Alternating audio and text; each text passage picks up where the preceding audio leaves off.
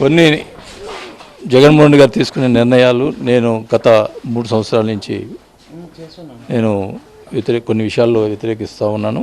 అది కానీ ఆయన ఈ విషయాలు ఏర్పరచుకోలేదు. కొన్ని నిర్ణయాల వల్ల నేను కొద్ది దూరంగా ఉంటాం చాలా రోజుల నుంచి. అందుకని ఈరోజు ఆ డెసిషన్ తీసుకోవాల్సి వచ్చింది. వైసీపీలో కోటరీ నడుస్తుంది, ఇప్పుడు కూడా నడుస్తుంది, ఇంకా కూడా నడుస్తుంది. అది ప్రజలు గమనించాలి. అంటే తల్లి కాంగ్రెస్లో పిల్ల కాంగ్రెస్ రేపు వెళ్తున్నాము విజయవాడ, రేపు కలుస్తాం. సార్ తల్లి కాంగ్రెస్లో పిల్ల కాంగ్రెస్ కలుస్తుందని గతంలో మీరు అన్నట్టు అది మటుకి అది కూడా వాళ్ళే క్రియేట్ చేశారు. నేను అసలు నేను హైదరాబాద్లో ఉంటే ఢిల్లీలో పోయి నేను ఆ స్టేట్మెంట్ ఇచ్చారని చెప్పి ప్రచారం పెట్టారు.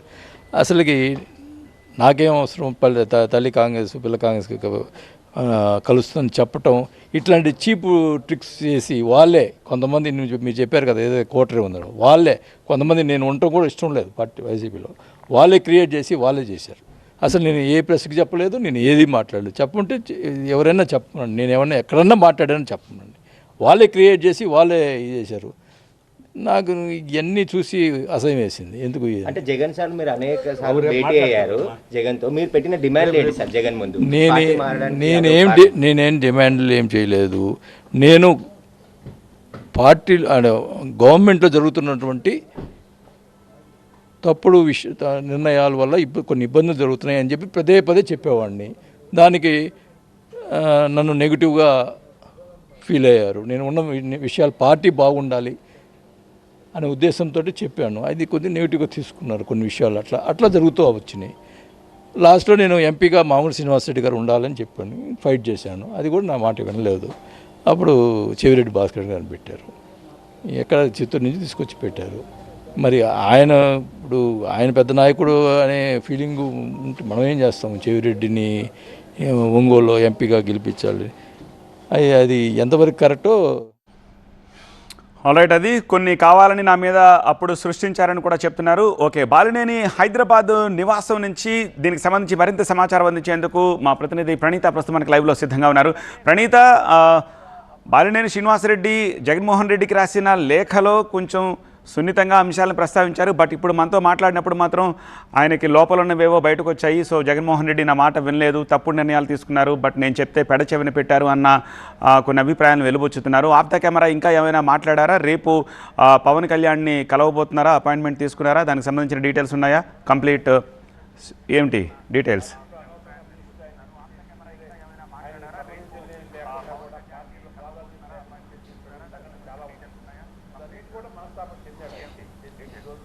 కాసేపు క్రితమే బాలినేని ఇక్కడ హైదరాబాద్లో ఉన్నటువంటి నివాసం నుండి విజయవాడ బయలుదేరారు. సో రేపు జనసేన అధినేత పవన్ కళ్యాణ్తో ఆయనకు సంబంధించినటువంటి అపాయింట్మెంట్ ఉన్నట్లుగా తెలుస్తుంది. అయితే దానికి సంబంధించి బాలినేనిని ప్రశ్నించినప్పుడు రేపు విజయవాడ వెళ్ళాక తెలుస్తుంది అనేటువంటి సమాధానాన్ని ఆయన చెప్పారు.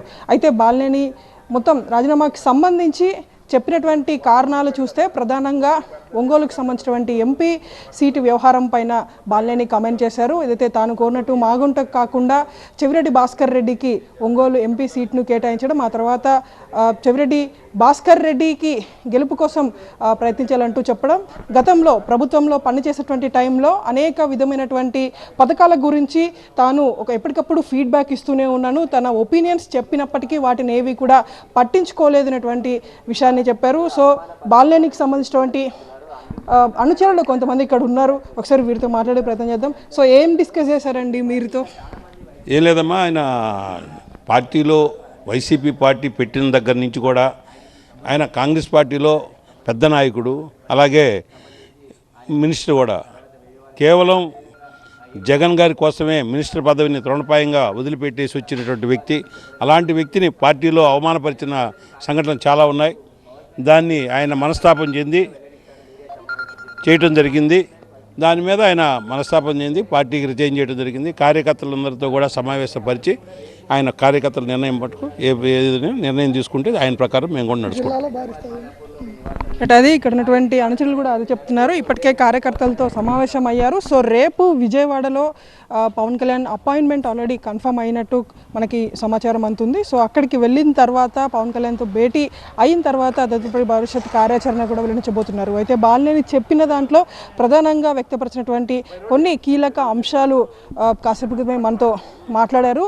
అదే ఏ విధంగా అయితే ప్రెస్ నోట్లో చెప్పారో జగన్కి సంబంధించి అత్యంత సన్నిహితంగా వైఎస్ కుటుంబం తనతో ఉన్నప్పటికీ జగన్కి తీసుకున్నటువంటి కొన్ని నిర్ణయాల పట్ల గతంలో ప్రభుత్వంలో ఉన్నటువంటి టైంలోనూ తన అభిప్రాయాలను షేర్ చేసుకున్నాను, కానీ వాటిని పరిగణలోకి తీసుకోలేదనేటువంటి అంశాన్ని కూడా ప్రస్తుతం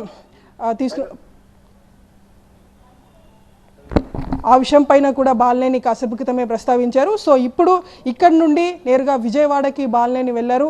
సో రేపు విజయవాడలో ఆయన భవిష్యత్తు కార్యాచరణ కూడా ఉండబోతుంది. ఆయనతో పాటు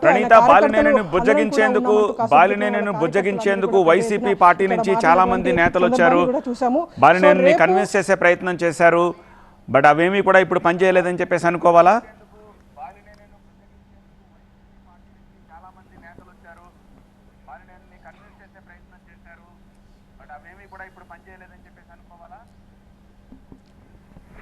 ఇదే హైదరాబాద్లో ఉన్నటువంటి బాలినేని నివాసానికి గతంలో వైసీపీలో పనిచేసినటువంటి మాజీ మంత్రులు వచ్చి ఆయనని బుజ్జగించేటువంటి ప్రయత్నం చేశారు. దానికి సంబంధించినటువంటి విజువల్స్ కూడా గతంలో మనకి లభించాయి. కానీ ఆ వ్యవహారంలో కూడా బాలినేని ఎక్కడ కాంప్రమైజ్ కానట్టుగానే తెలుస్తుంది. తాను ఈరోజు రాజీనామా చేస్తున్నట్లు తీసుకున్నటువంటి నిర్ణయం. సో దాని తరువాత తనతో పాటు కార్యకర్తలు అందరూ కూడా వైసీపీని వీడుతాము అంటూ ఆయన చాలా క్లియర్గా కాసేపు క్రితమే ఇక TV9తో కూడా మాట్లాడినటువంటి సందర్భంలో ఆయన చెప్పారు. సో రేపు కార్యకర్తలు అందరితో కూడా సమావేశమై విజయవాడలో అక్కడ పవన్ కళ్యాణ్కి సంబంధించినటువంటి అపాయింట్మెంట్ ఆల్రెడీ ఉంది కాబట్టి ఆయనతో భేటీ అయిన తర్వాత భవిష్యత్తు కార్యాచరణని ఆయన ప్రకటించబోతున్నారు. అయితే ఈయన కాసేపు క్రితం మాట్లాడినటువంటి కొన్ని కీలక పాయింట్స్, ఒకటి ఒంగోలు ఎంపీ సీటుకు వివాదానికి సంబంధించినటువంటి ఇష్యూ కావచ్చు, గతంలో ప్రభుత్వం తీసుకున్నటువంటి కొన్ని నిర్ణయాల పట్ల తాను ఎన్నోసార్లు ఫీడ్బ్యాక్ ఇచ్చే ప్రయత్నం చేశాను, ఎన్నోసార్లు తన ఒపీనియన్ చెప్పాను, కానీ వాటిని పరిగణలోకి తీసుకోలేదు. అదే కాకుండా తాను మాట్లాడకున్నా సరే కొన్ని స్టేట్మెంట్స్ ఇచ్చినట్లు, తాను ఢిల్లీలో మాట్లాడినట్టు కొన్ని అసత్య ప్రచారాలు వైసీపీలో ఉన్నటువంటి నేతలే చేశారు, వైసీపీలో ఉన్నటువంటి నేతలే తాను పార్టీ వీడాలని కోరుకున్నారు అనేటువంటి స్టేట్మెంట్ని బాలినేని చెప్పారు. సో రేపు విజయవాడలో భవిష్యత్ కార్యాచరణ ఆయన ప్రకటించబోతున్నారు. సత్య రైట్ ప్రణీత, అది పరిస్థితి. కొన్నాళ్లుగా వైసీపీ హైకమాండ్పై బాలినేని తీవ్ర అసంతృప్తితో ఉన్నారు. మంత్రి పదవి నుంచి తప్పించినప్పుడు అలకబూనారు. వైవి సుబ్బారెడ్డితో ఎప్పటి నుంచో బాలినేనికి విభేదాలున్నాయని బాహాటంగానే అప్పుడు వార్తలు వచ్చాయి. సో ఎంపీ టికెట్ విషయంలో కూడా బాలినేని తీవ్ర అసంతృప్తి వ్యక్తం చేశారు. ఇప్పుడు కూడా ఆ మాట మాట్లాడారు. జిల్లా అధ్యక్ష పదవి విషయంలో బాలినేని అసంతృప్తి వ్యక్తం చేశారు. బాలినేనిని జిల్లా అధ్యక్ష పదవి నుంచి తప్పించి వెంకటరెడ్డికి ఆ బాధ్యతలు అప్పగించారు. అప్పుడు కూడా ఆయన మనస్తాపం చెందారు. ఈ అన్ని చర్యలతోటి పార్టీలో బాలినేనికి పట్టు లేకుండా పోయింది. సో మనస్తాపంతో ఇక ఎన్నిసార్లు ప్రయత్నం చేసినా ప్రయోజనం లేదనిపించింది. సో ఇప్పటికీ చివరికి ఆయన వైసీపీ అధినేతకి ఒక లేఖ రాసి తన రాజీనామాను ప్రకటించారు. రేపు పవన్ కళ్యాణ్ని ఆయన కలవబోతున్నారు. సో పవన్తో మీటింగ్ తర్వాత జనసేనలో చేరబోతున్నారా? పవన్తో మీటింగ్ ఏ నేపథ్యంలో ఉంది, ఏం జరుగుతుందనేది we have to wait and see. రేపు ఆయన్ని కలుస్తున్నారని మాత్రం అయితే చెప్పారు. కొద్దిసేపు